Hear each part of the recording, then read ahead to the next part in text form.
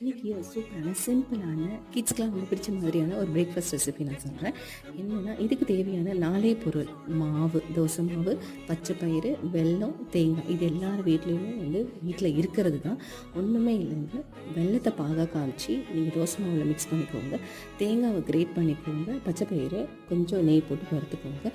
இட்லி பாகு மாதிரி நீங்கள் நம்ம மிக்ஸ் பண்ண மாவை இட்லி ஊற்றிட்டு இந்த பச்சை பயிறு மேலே அழகாக கார்னிஷ் பண்ணிவிட்டு கூடவே தேங்காய் போட்டு இட்லி ஊற்றிக்கோங்க.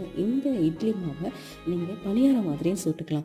எல்லாம் தேங்காய் மீதி வச்ச தேங்காய், அதுக்கப்புறம் பச்சை பயிறு இல்லையா நம்ம வறுத்து வச்சதோ அது எல்லாத்தையும் நீங்கள் இந்த மாவு கூட மிக்ஸ் பண்ணிங்கன்னா கொஞ்சம் கெட்டியாகவும் இருக்கும்.